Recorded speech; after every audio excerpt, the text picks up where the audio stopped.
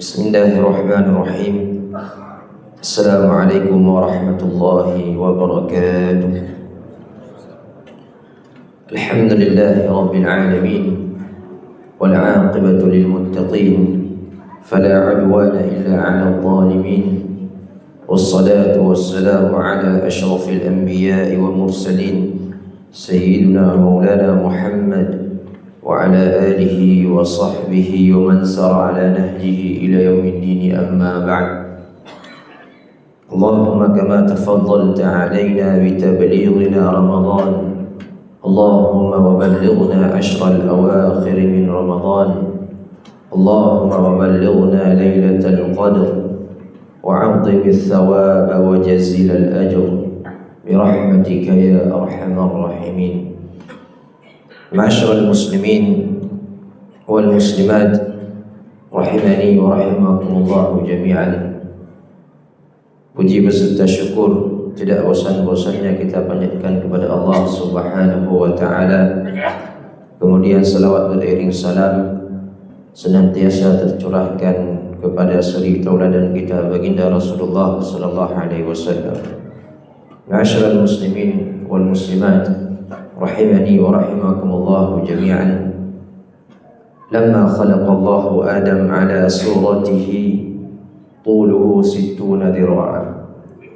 Ketika Allah Subhanahu wa taala menciptakan Nabiullah Adam alaihi salam dengan tinggi beliau kurang lebih 60 hasta. 60 hasta apabila dimeterkan dengan meteran kita, kurang lebih tinggi Nabiullah Adam alaihissalam sekitar 30 meter. Kemudian Allah Subhanahu wa taala memerintahkan Nabiullah Adam alaihissalam untuk menjumpai suatu kelompok, yaitu para malaikat.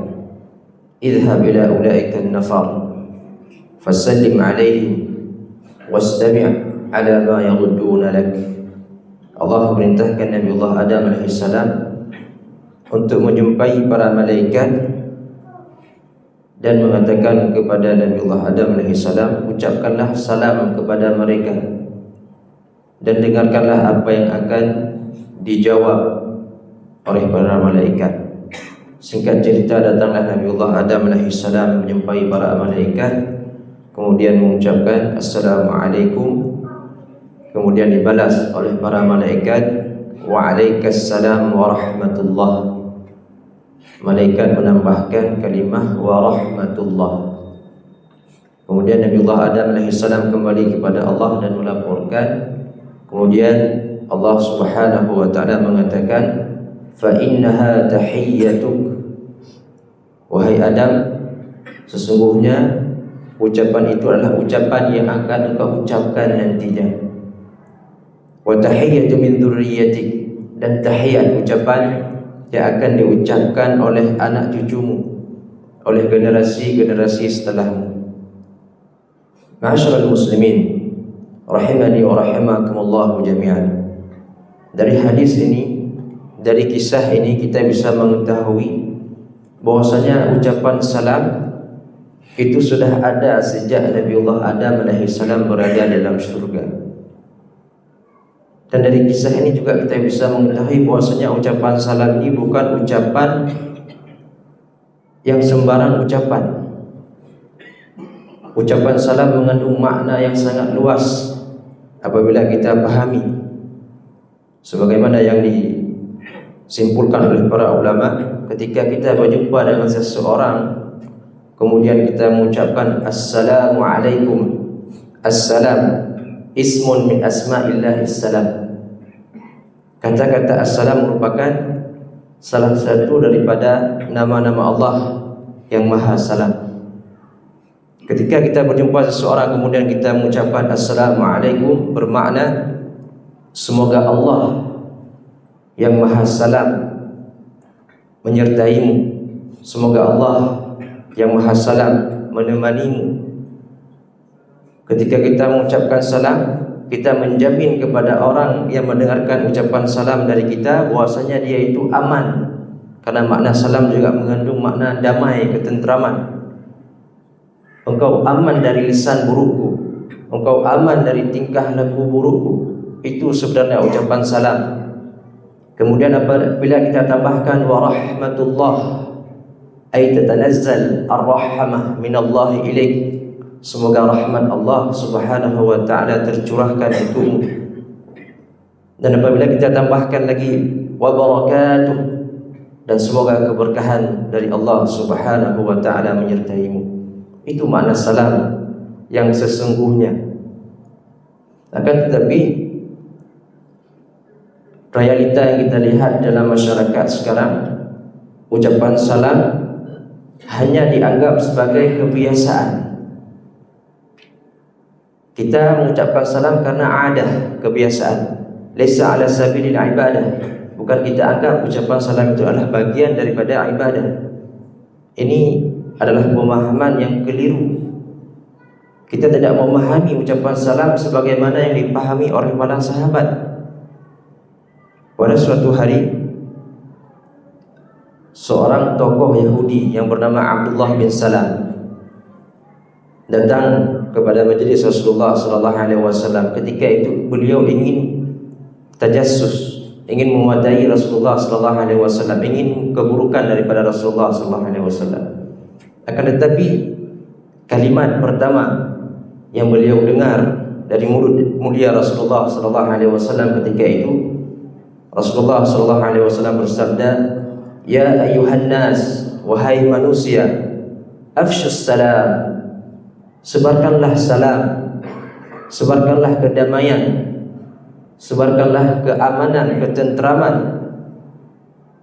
Wasilul arham, dan sambunglah tali silaturahim. Wa at'imut ta'am, dan berikanlah makan, yaitu bersedekah.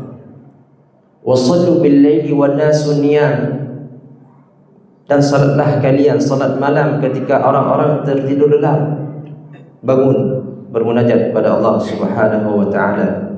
Tadkhulul jannata bis salam, maka engkau akan masuk jannah Allah yang salam, yang aman, tentram, damai.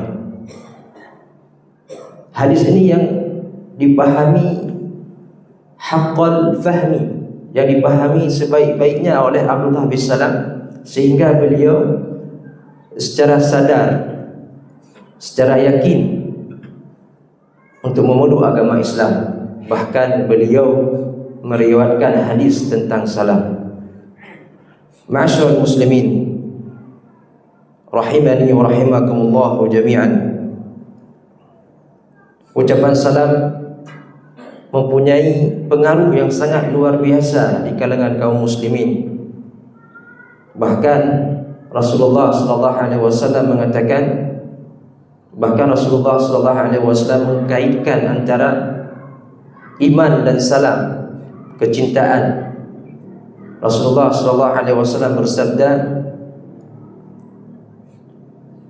"Awala adullukum ala amrin la yu'minu ahadukum, la yadkhulul jannata ahadukum hatta tu'minu."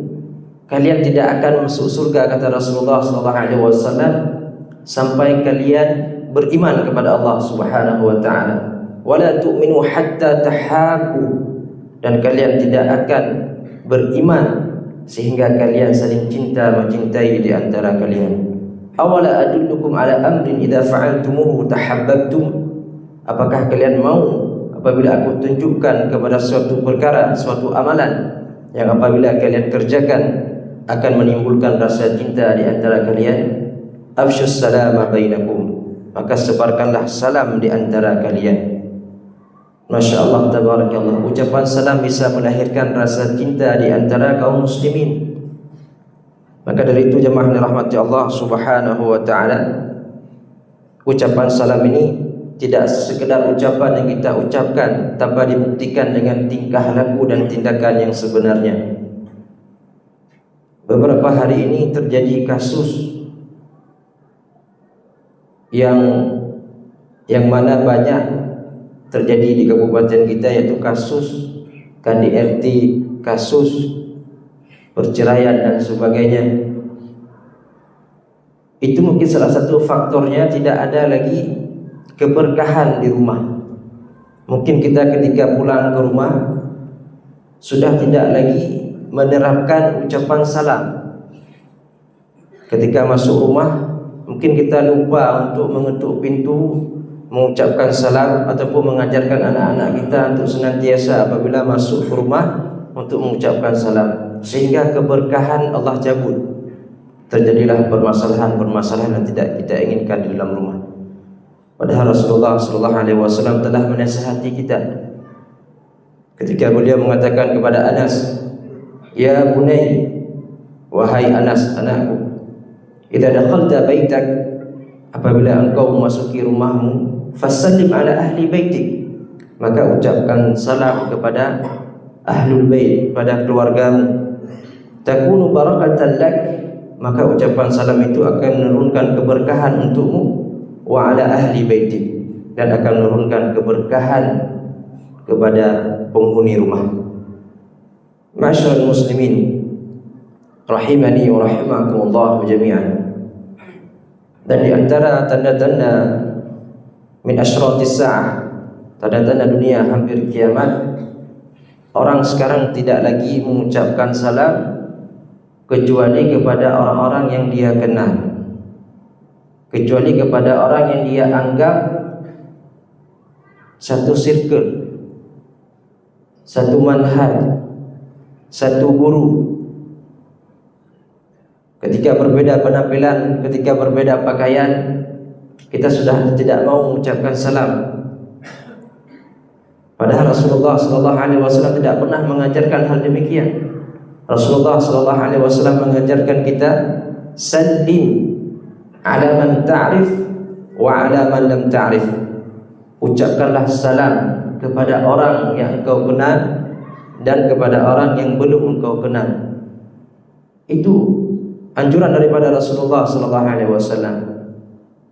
Yang kita sayangkan, terkadang kita salat di masjid yang sama, kita salat di musalla yang sama, kita tahu saudara kita itu muslim, tapi kita enggan mengucapkan salam, atau bahkan tidak mau menjawab salam karena menganggap tadi berbeda dalam hal furu'iyah, bukan asliyah.